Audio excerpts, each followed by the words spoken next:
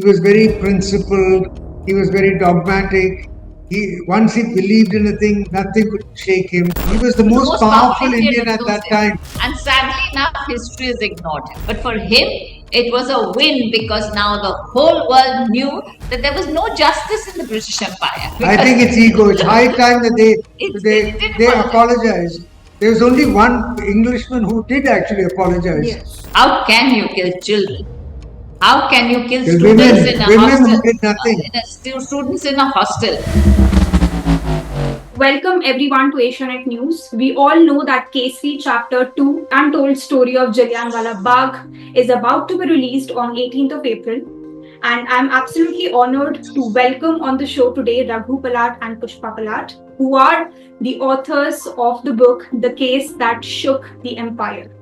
So for those who don't know, this is the book that actually inspired this highly anticipated Bollywood film, which is Kesari Chapter 2. So I want to introduce my guest to you. Raghu Palat is a seasoned banker and a prolific author. He has written over 45 books.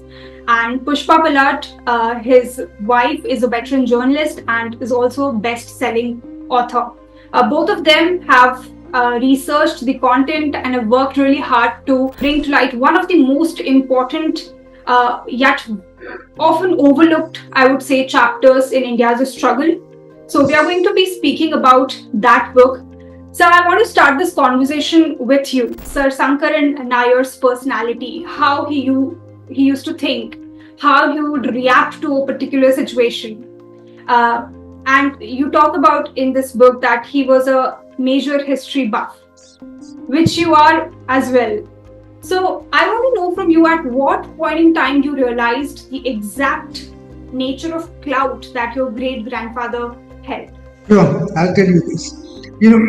My wife and I, we had she wanted to go to the Golden Temple in Amritsar. So, we went to the Golden Temple, and on our way back, you pass the Jallianwala Bagh. And since I'm a history buff, I said, I want to have a look into it. I didn't know much about Jallianwala Bagh, I must confess. But I wanted to look and find out what it is all about. And we walked through the whole Bagh. We saw the bullet marks. We saw the well in which, a lot of people had jumped and died. And after seeing the entire Bagh, we went to the museum. And as we were going through the museum and I was looking at all the exhibits, my wife Pushpa came running up to me and said, see, here is a plaque honoring Sir Chettur Sankaran Nair. Aren't you happy? Because Sir Chettur Sankaran Nair was my great-grandfather. And I was really excited. And then she said, take a photograph. She persuaded a policeman how the photograph to be taken. And that is how the journey started. And to again, seeing the plaque, I was astonished, not only astonished, I was delighted and amazed that a Malayali was being honored in this manner in the Punjab. And I said, it's important that I know more. Growing up, I did hear a lot about him because he was my great-grandfather, but I hadn't really paid much heed to it. But now, having seen this, I said I must find out more, and I'll write an article or write about it for my children, my two daughters, Nikhila and Divya, to know about their ancestry. And I show all my writing to my wife, and when she saw it, she said, there's much more to it. It should become a book.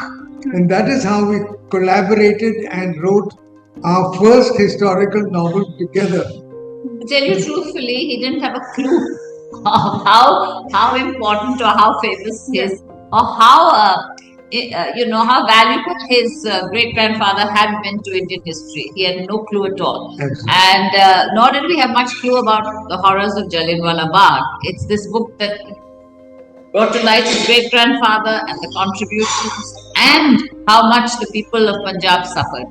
It's something that everybody should know. Yeah. Now, when Raghu sir speak about your writing, I want to point this particular thing out that not often I read a book or I pick up a book and I come to this conclusion that this is the book that actually transports me to that pivotal moment in history. And I would say that right from the beginning till the end, you talk about a person's personality, thought process. Apart from the information and apart from the facts, you actually talked about the liberal case between your great grandfather Sankaran Nair, and what was the reason? I mean, you both are husband and wife. How were you able to pull off a book which has a lot of information, but also kind of takes the reader and transports the reader to that time and actually get to know more about the person? For example, you talk about your grandfather facing the discrimination. He was very outspoken. He refused to, say sorry to Michael O'Dyer and a lot of things. How this book came into being? Well, actually, to know that, you see, when you do, we've done a lot of books now, and when you start researching, when you start doing so much research, you begin to actually understand the person. We're doing research on a person. It's always about a person and his contribution. So when you start looking into all that he did, his family background, etc., you begin to kind of live the life of that man or that woman, and you begin to think like the person. So it becomes far more easy because it's like having a rapport with a friend. So he becomes, okay, they've got weaknesses, but so does your friend. So you can get into the mind of the protagonist, and that is how we try to tell the story. Yes, we keep to facts totally. Yes, and we had they heard a lot of stories about him. I had heard a lot of stories about him growing up. My grandfather was his only son, his eldest son. Plus the rest of the family, my dad, all the others, and his two sons-in-law who've also written books about him, and they've all talked to us. Yeah, but Raghu, I must say we didn't include anything which was not historically corroborated. We made sure that everything was corroborated. Right. Of course, and we knew the kind of person he was. He was very principled. He was very dogmatic. Once he believed in a thing, nothing could shake him. That kind of a person he was. He was stubborn. Yes, absolutely. He was stubborn, yeah.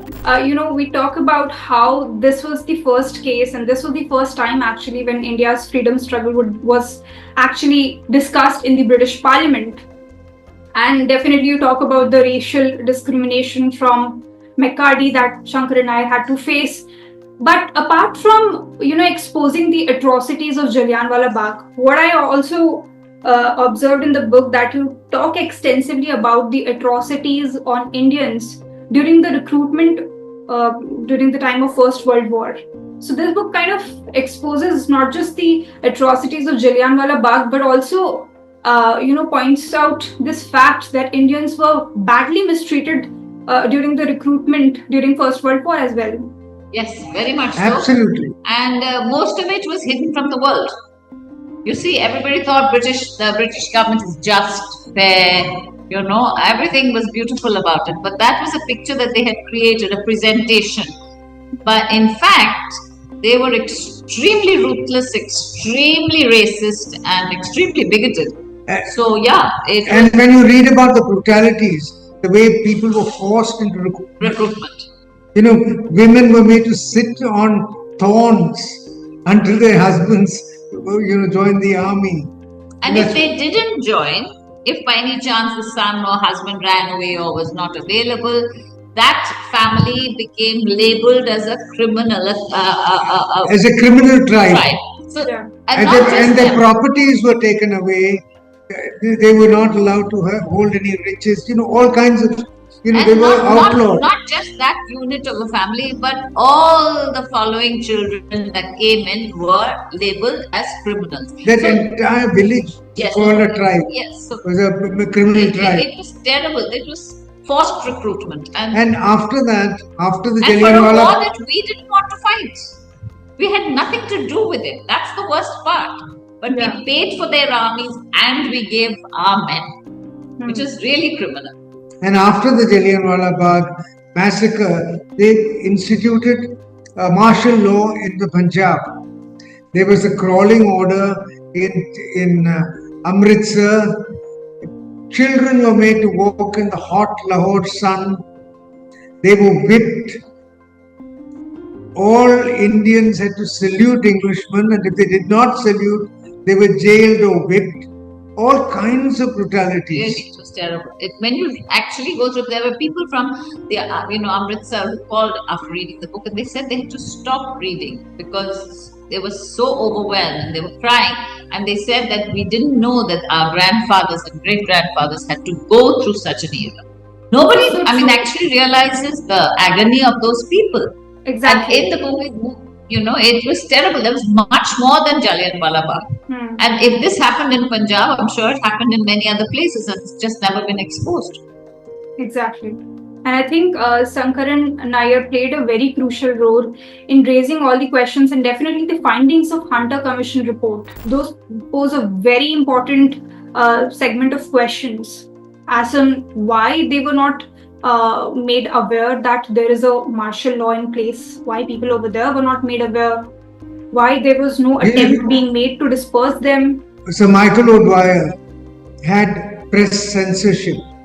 No one was allowed to go into the Punjab or out to the Punjab. They needed to retain and they retained everything. They kept everything within. So when news trickled down, and you must remember at that time, Sir Sankaran Nair was a member of the Viceroy's Executive Council at the highest, at the pinnacle of and he didn't know. Position, and he didn't know. And when he went, and when he came to know about it, he said, "I will not be part of such a government that treats its people so badly." And he was requested by Motilal Nehru and Dr. Annie Besant not to resign. So then he asked one of Mahatma Gandhi's associates, Father Andrews, who's an Englishman, to go to Punjab and find out for himself. When he reached the border, he was turned back. And Father Andrews came back and said, resign. And the moment he resigned, you need to realize that within 3 days of his resignation, press censorship was taken out of the Punjab. Within 4 days, martial law was lifted, and the very fact that he had resigned were reverberated in the halls of Parliament in England. And that was the reason why the Hunter Commission was instituted, to find out what actually happened in the Punjab. And then later on, Mahatma Gandhi and the Congress report was also allowed to find out. That's how the horrors came out. But he had a very great influence on Indians. I mean, Britishers used to say that if there is anything to be passed, we need to keep Nair in loop, because if he was that powerful in those days. He was the most powerful Indian at that time. And sadly enough, history has ignored him. It's a very sad thing. And even after he resigned, he still wanted to work for India's self-rule. After resigning, he was invited and he joined the Secretary of State's Council in London to work again for India, for self-rule for India. Yes. He was there for a couple of years and then he came back when he felt he couldn't do anything more. And he single-handedly fought the battle, the defamation trial against Michael O'Dwyer. He nearly went bankrupt on that. It was an expensive battle. Yeah. It's a shame actually when you think about it. Yeah. So, but he was willing to go. I mean, it wasn't that anybody forced him to go. He went. He was ready to spend his money because he felt the principle of the point. Well, the principle was very important. Why am I fighting this battle? To show that it was the British, it was O'Dwyer and Dyer who did this, and there was no cause to do it because these were unarmed, innocent people meeting and celebrating on Vaisakhi.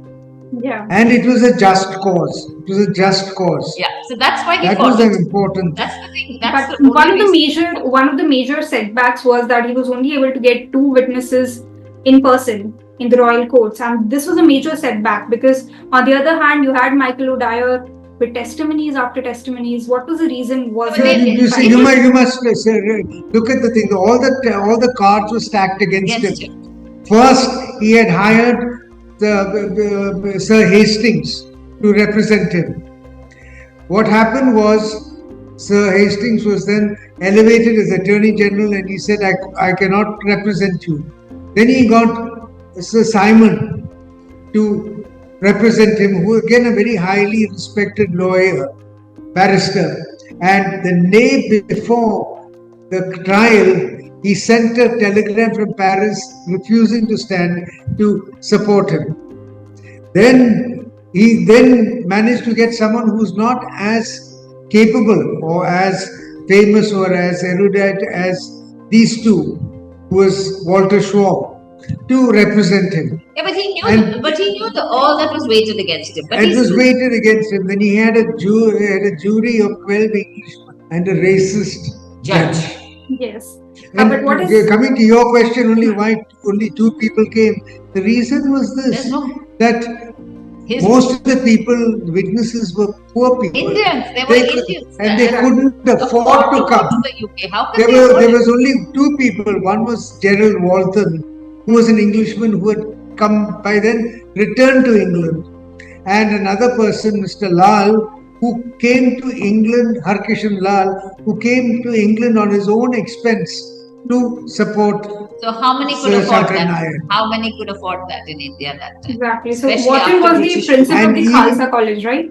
He was financially capable to come and be a witness. That was it. But how many were there? And those who had really suffered were not the really wealthy ones either. You know, it was the common man in Punjab who had been flogged and whipped and made to crawl. Now they all knew what they went through, but nobody heard them. And not only that, they had depositions from about 500, 600 people. But they were not. The judge said, we'll only allow you to read 125. So in every case, it was like, the cards were stacked against him. And of course, the judge was also arguing for Sir Michael So it was weighted, but he knew that. He was a very eminent barrister, lawyer himself. He knew the law perfectly. He knew where it's going. He knew everything. But that was not the point. The point was to fight for the principle. It is not the point of who's going to win or who's going to lose. It is a question of fighting for what is right. And he got what he wanted. The whole world got to know about. But what I found really beautiful about the book is that you explained the sentiment of that time. Like, even when he lost the case at the hands of the judge, like McCarty, who was definitely, with his constant interceptions and constant favorism towards Michael O'Dyer, had a big impact on the result. But the explanation afterwards, when you talk about how even in the loss, he won. He won because he won. impetus. That's what he... See, it was not the question of going to court. I mean, he knew the law perfectly and he knew how it's going to work. But for him, it was a win because now the whole world knew that there was no justice in the British Empire. There was no justice. There was no fair play. There was none of that, which they were famous for. They were really famous for. The British were known always all over for fair play. But there was no such thing. It didn't exist. And then what happened? Everybody started wanting freedom and the national. And it was only after this when Mahatma Gandhi himself said, now we have, earlier they were talking about self-government, dominion, status and all that. They said we want full independence. That was when it started. Because of this, and now everybody knew this, and not just that, the whole world knew. See, when it was argued at the Court of King's Bench in London, it was reported in the Times of London, the Straits Times in Singapore, in Australia, in Canada, everywhere. India. And when we were doing a research, we got news coverage every day for those 5.5 weeks. We went through that. In all of those coverages, in all of those headlines, McCarty was bashed left, right, and center. He was called out. He was, yes, in a way, because everybody, he was speaking out in open court where there was packed court. Yeah. So everybody knew what's happening. But it was, it was an Englishman's... and later on, even in the Houses of Parliament, they questioned Makadi. Yes, so everybody knew it was How an could unfair this judge. be Everybody done? knew. But that was not his point. His point is, I want the world to know what Britain had done in the Punjab to the people of Punjab. And not just even at the massacre, they've done much, much more. So all that came out. It started as a Jallianwala Bagh, but it got so much more information out, which is what he was aiming at. The whole world came to know about it. There were many And he others. never apologized. They had asked for an apology. He said, I'm not going to apologize. What for? For telling the truth? No way, I won't apologize. So that way he won. He got what he set out to get, right? You see, the British were very good in keeping covering up, infamous acts that they did. How many of you know? Because in our research we came across this, that something like 3,000 people in Rajasthan were massacred. Yes. Also in the northeast, they were just massacred. But all that was suppressed. Nobody knew about it. Because of this case, the whole world came to know what happened to Jallianwala. During the past, whenever the former British leaders like Theresa May or David Cameron visited India, they never apologized for this massacre. I mean, they had to own up to what the colonial era had done to the Indians. Why do you think that what prevents Britain to kind of offer a formal apology even to this day? I think maybe ego. I think it's ego. It's high time that they apologize. There was only one Englishman who did actually apologize. Yes. That was the Archbishop of Canterbury, Justin Welby. He apologized. And he's also got a copy of our book. We sent it to him. We sent it to him, and it's in the Archbishop's library, so it's there already. So. But recently, it was nice to see a clip of one of the parliamentarians in England saying it's high time we apologized. Yeah, so maybe we will get an apology. Maybe one of these days they will, realize that they really need to apologize, but they do, and they're not ready to do so. April 13 is not very far away. Maybe on that. Well, sir, I also want to zoom in, sir and ma'am, on the chapter where you focus and zoom in on what kind of personality Brigadier General Dyer had. You speak about how even on his deathbed, he was confused whether what he did was right or wrong. See, there has to be guilt. It was not confusion. It was pure guilt. He knew what he had done. How can you kill babies? How can you kill children? How can you kill students in a hostel? Students in a hostel. Children running on the fields. What gives you the right to do that? It was not anything other than the enormous amount of guilt, and to have to live with that guilt was a punishment in itself. Yeah. And he was very sick, you know that. So, yes, it couldn't have been the years that he lived must have been torment. Yeah, he was tormented. So there is justice somewhere, there is, and he got it. But I must say that if you analyze and go through the colonial powers, colonization in India, be it by the French or the Portuguese or the Dutch, there were horrors in each one of them. It's very in each one of them. We are now passionate about this history and old history, and we want to rewrite history as it was, because as you would appreciate, history is normally written by the victors. Now we want to write it from an Indian point of view as to what actually happened. And in our research of various books which we are doing, we are coming across horrors. Atrocities. You cannot share it how Indians. I don't want to say it now, but when the book comes out, you will see what people did. Yeah. Hope that I'm the first one who will be, talking to you about the book. But definitely, I must appreciate both of you, the kind of research, and I get to know that you have done this research during the COVID time, I think, if I'm not wrong. Correct. During the COVID time. That's right. So that very was good, because in a way, it kept us, sane. It kept us with a purpose, and we got a lot of work done because there was nothing else to do. So the book finished pretty fast, and it was Jallianwala Bagh's what was it when It was released on 100 years after Jallianwala Bagh Bagh. massacre. So it At was, 2019. so somehow I honestly feel we've never written history books. Okay, we've never written historical novels. He writes on finance, I write luxury, travel, and all the fun things.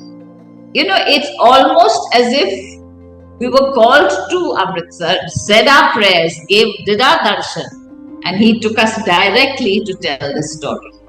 It was as, you know, it's almost divine fate. You know, because it was just not in, we never ever thought, had we ever thought? No, we never thought we'd write historical novels. But we were led there. So it started as a small article which we said that. I feel that, you know, the temple itself had told us to write about their people. Of course, I'm very religious. Maybe well, as a journalist myself and as a reader, I think I'm glad that you came across this plaque of Sir Sankaran Nair. No, I feel it's all predestined in that way. I go to the temple and the temple says, go here. So you go. You know? So it was a very nice conversation, Raghu sir and Pushpa ma'am, and I really want my viewers to go ahead and pick this book, The Case That Shook the Empire, because, you know, 18th of April, this Bollywood film is going to release and everybody is going to watch. But I think when you read the book, you actually get to understand what kind of atrocities Britishers laid on Indians and what unfolded during that significant period in time when Sir Sankaran Nair was, you know, single-handedly in English court, in royal courts, in front of the English jury and English judge, was fighting an English man. So I hope that everybody read this book, and thank you so much once again, both of you, for joining us and having this conversation. I hope that my viewers would go ahead and pick your book before this movie releases. Hope so. I hope so. Because, you know, everybody needs to know. You know, everybody praises the British and say, oh, the roads and the railways and this, that. Go into their backstory. Go and find out what it cost Indians to have this. So that is very, if they could read it, it would be really good because it's an eye-opener. Yes, and we can come out of our rose-tinted little world. It's the first book of its kind which actually, you know, makes us ponder what really happened during the massacre, because not often we see these kind of books. Thoroughly researched. And we tried to make it as... And even our history books, we just gloss over it. It's here that we really try to go in depth. And we tried to keep it as a story, so it's readable for not just history buffs like him, but for anybody who likes to pick up a novel. Anybody. I hope. Yeah, I would even say that even the school children can go ahead and pick up this book to know about this dark chapter in history. Thank you so much once again, both of you. It was a lovely conversation. Thank you. And I'm grateful. Hope we get to read more and more books like these, and we can continue to have these conversations. Lovely. Sure. Thank you so much. Thank you. Thank you so much. Thank you so much, ma'am. Bye-bye. We enjoyed speaking with you.